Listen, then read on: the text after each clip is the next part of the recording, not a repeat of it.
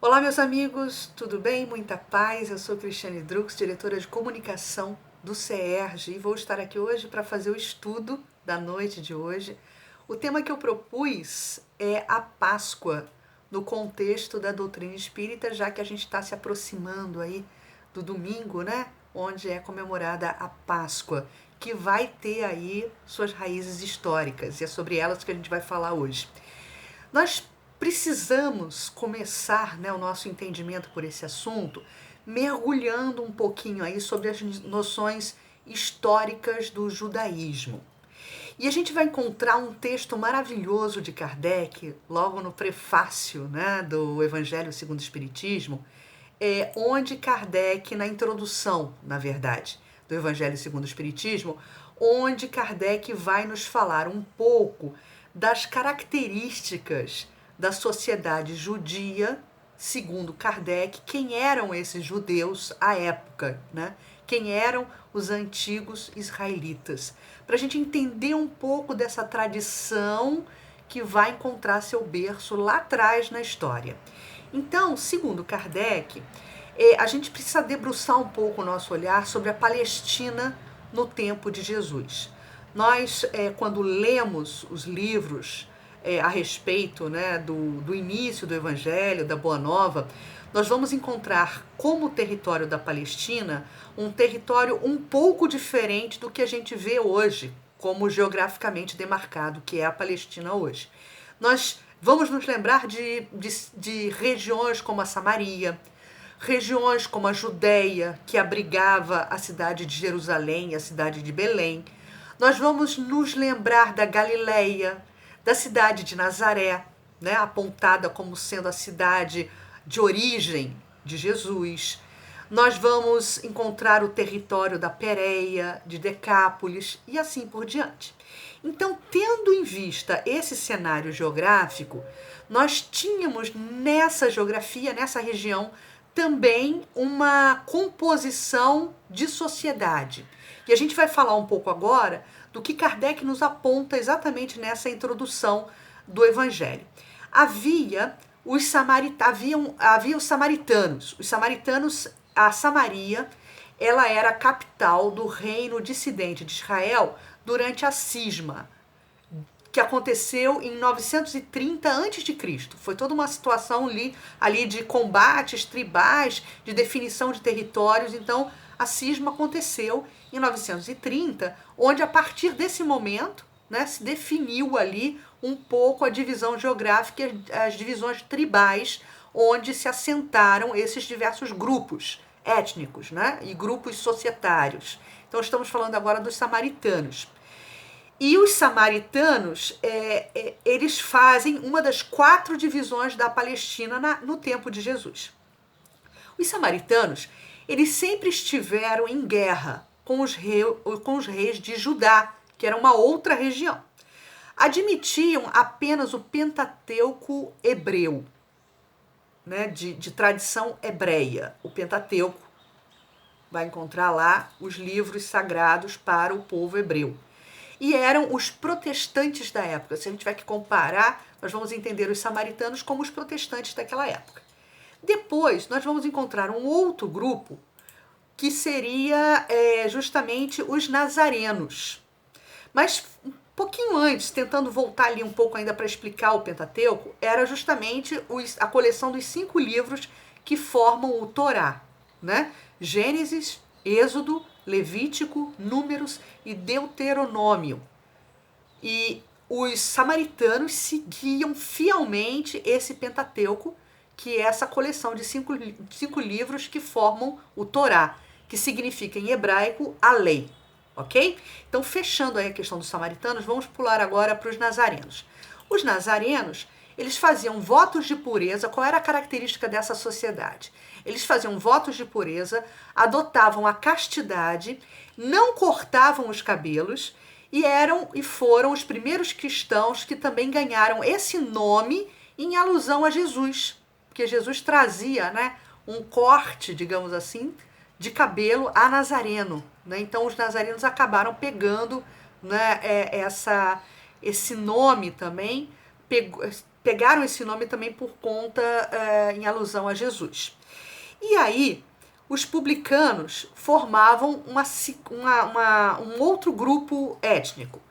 Na Roma Antiga, poderia-se dizer que eles eram os cavaleiros arrendatários de taxas públicas, ou seja, os coletores de impostos, aqueles homens que lidavam com dinheiro e coletavam impostos. E durante a dominação romana, devido à função que exerciam, eles eram pessoas destacadas pelo povo.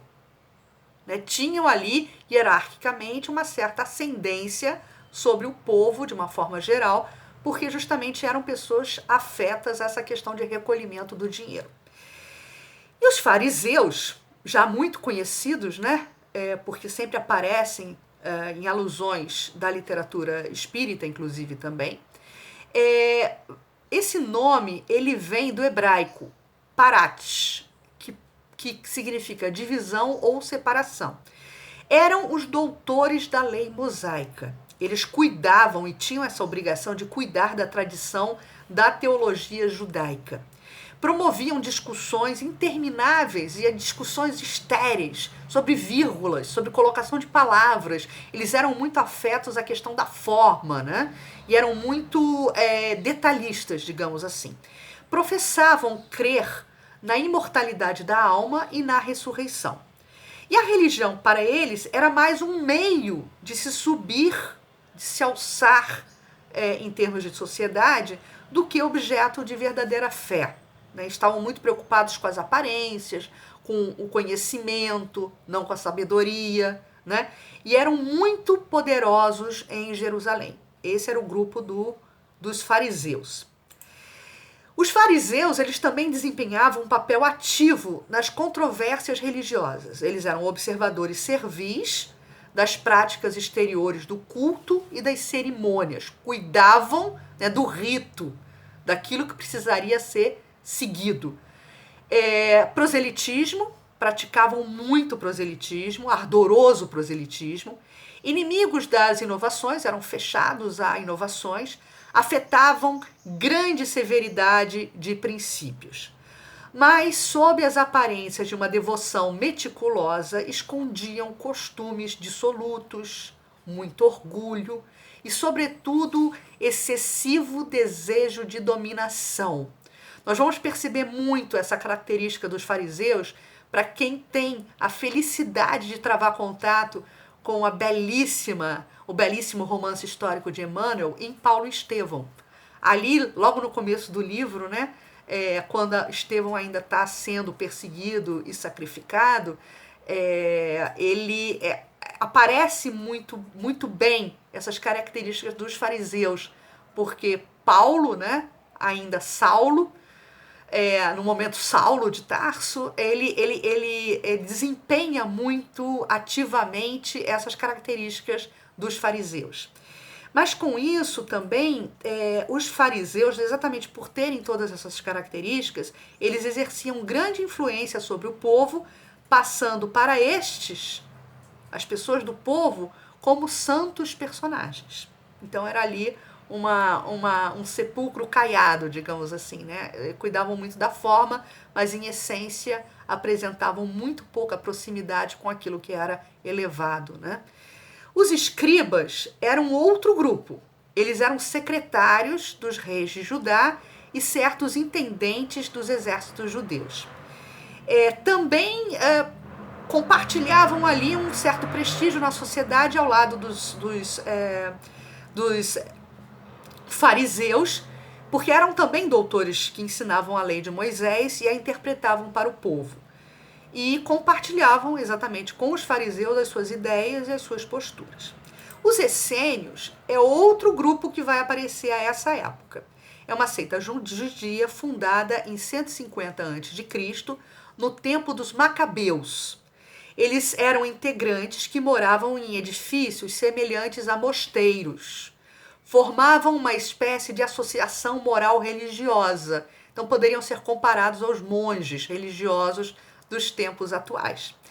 Virtudes austeras, amor ao próximo, imortalidade da alma e amor a Deus eram alguns conceitos que eles cultuavam e acreditavam. eram celibatários e condenavam a escravidão. Lutavam pelos bens comuns, né? Evitavam a guerra e eram comparados aos primeiros cristãos. Esses foram os essênios. E ainda para completar, a gente tinha o grupo dos terapeutas, que vem do grego, significando servir e curar.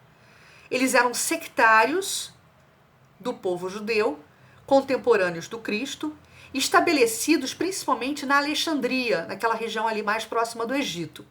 Tinham intensas relações com os essênios, cujos princípios também professavam. Eram frugais, votados ao celibato, à contemplação e à vida solitária.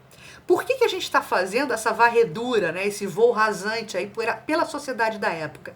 Para a gente entender o porquê da importância do conceito que a Páscoa traz e a importância do conceito de ressurreição para esse povo, para esses grupos que formavam a comunidade hebraica da época.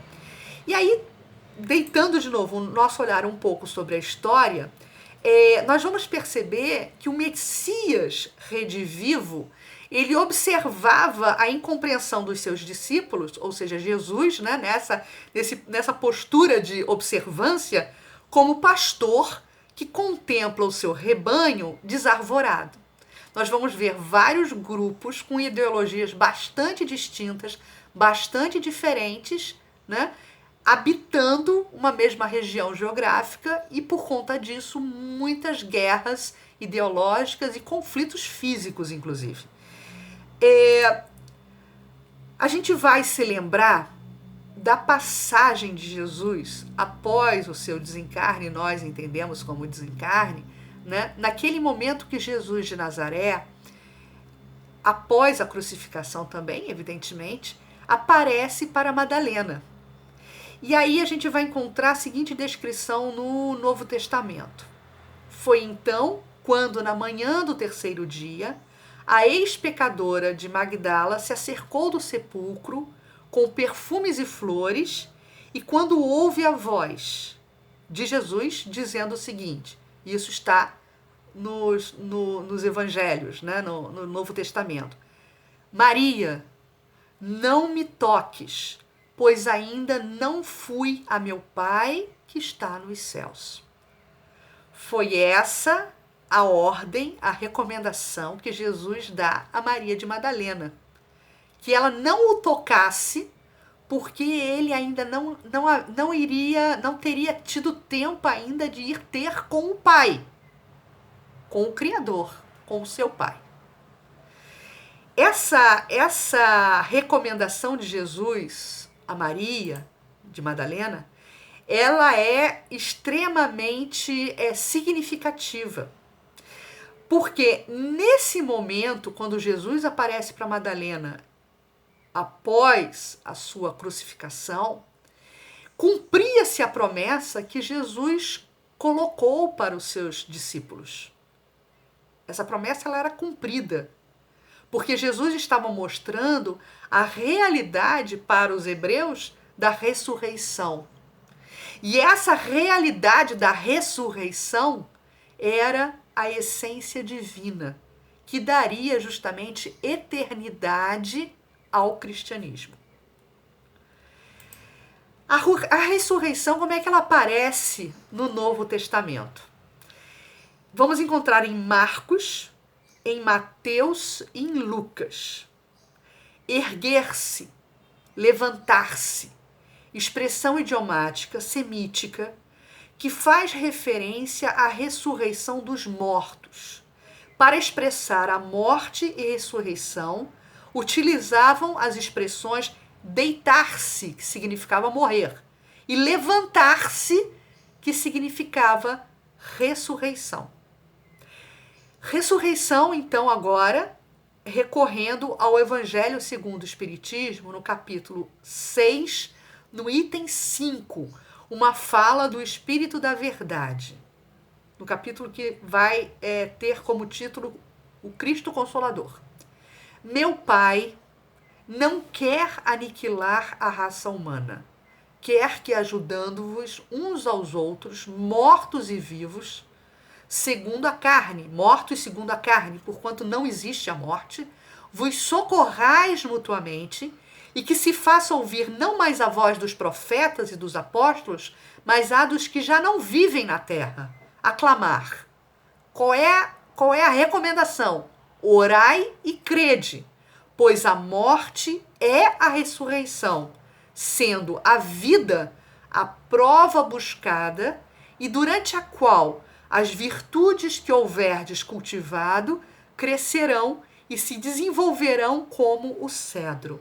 Essa é uma fala que o Espírito da Verdade nos traz justamente no Evangelho segundo o Espiritismo, no capítulo Cristo Consolador. Então, nós vamos também encontrar, algumas explicações sobre o dogma da ressurreição, não só no Evangelho segundo o Espiritismo, como também no Livro dos Espíritos. Lendo a questão 1010, Kardec pergunta aos espíritos: o dogma da ressurreição da carne será a consagração da reencarnação ensinada pelos espíritos? E aí, qual é a resposta de São Luís nessa questão 1010? Como quereríeis que fosse de outro modo? A doutrina da pluralidade das existências, ela é consentânea com a justiça de Deus. Só ela explica o que sem ela é inexplicável. Então, São Luís está nessa questão do Livro dos Espíritos, 1010, corroborando um conceito que nós espíritas já sabemos. A doutrina, existem vários caminhos para se chegar a Deus, mas a doutrina espírita é a única religião entendida no aspecto tríplice da doutrina espírita, também no seu aspecto religioso, como sendo uma doutrina que explica as relações entre o que é imaterial e entre a matéria, a realidade material. Então é a única religião que nos explica essa dinâmica espiritual e como se dá esse intercâmbio entre essas duas realidades. Então a resposta de São Luís a Kardec quer dizer exatamente isso. Como é que a doutrina espírita não vai nos esclarecer sobre o dogma da ressurreição se ela é a única doutrina que vai tratar da pluralidade das existências? E essa pluralidade das existências, ela é consentânea, ela se coaduna com a justiça de Deus e explica exatamente essa dinâmica espiritual. Então, para a gente não se delongar muito, porque por incrível que pareça já temos aí quase 18 minutos de conversa, passa rápido o tempo, eu espero não ter enrolado e não ter cansado muito a paciência de vocês. Qual é o enfoque espírita em relação à Páscoa? Vamos lá. Com efeito, a ressurreição, ela nos dá uma ideia de voltar à vida o corpo, que já está morto. O que para a ciência, o que a ciência demonstra ser materialmente impossível. Sobretudo quando os elementos desse corpo, ou seja, os átomos, as moléculas e tudo aquilo que compõe a matéria, já se acham desde muito tempo dispersos e absorvidos. Já entraram em processo de decomposição. Essa matéria, ela entra rapidamente em processo de decomposição. Então, como é que pode o espírito voltar a habitar algo, que já está disperso? Agora, a reencarnação, que é o enfoque espírita, é a volta da alma ou espírito à vida corpórea, mas em outro corpo, em outro invólucro, especialmente formado para ele e que nada tem a ver e que nada tem de comum com o antigo. São coisas diferentes. Invólucros diferentes, matérias diferentes, formas diferentes, contingências diversas. Então esse é o enfoque espírita em relação à reencarnação, o voltar a viver, o voltar a viver, mas nessas condições, na condição da reencarnação, não na condição de ressurreição. Nós vamos entender que os verdadeiros mortos, eles estão sepultados na carne. E essa é a grande mensagem que a Páscoa, o momento da Páscoa, busca e nos conclama a refletir. Os verdadeiros mortos estão imersos e sepultados na carne. Por que isso? Porque a verdadeira vida não é a vida material. A verdadeira vida é a vida espiritual. Então, quando a gente muda um pouco o nosso olhar e a nossa visão de mundo e entendimento sobre essa questão, nós vamos perceber que quando estamos falando de vida na carne, nós, na verdade, estamos falando de morte na questão espírito. Porque o espírito, quando morre, quando ele se liberta da injunção carnal, da injunção material, o espírito volta a reviver. Ele volta a se assenhorar da sua situação ideal, que é desencarnado. Porque a verdadeira vida é a vida espiritual. Se nós pautarmos a nossa vida na Terra, a nossa vida na matéria, com esse entendimento, vocês percebem que tudo muda. A nossa relação com o nosso cotidiano muda também. A nossa relação com as nossas perdas muda. A nossa relação com o que é tragédia e com o que deixa de ser tragédia muda também. Porque o nosso olhar vai estar voltado com a visão do futuro, da vida futura. Esse é um outro termo muito importante, porque a essência do Evangelho está justamente na noção de vida futura. A grande mensagem, se houvesse assim, como jornalista, né, eu posso falar isso para vocês, tentando entender um pouquinho aí a estratégia de comunicação de Jesus. O grande headline, a grande manchete de Jesus, como comunicador, foi: meu reino não é deste mundo. Eu vim vos falar sobre a vida futura, que é a verdadeira vida. E ele passa o tempo todo dele, na sua experiência terrena conosco, compartilhando essa informação. Mas precisamos ter ouvidos de ouvir e olhos de ver.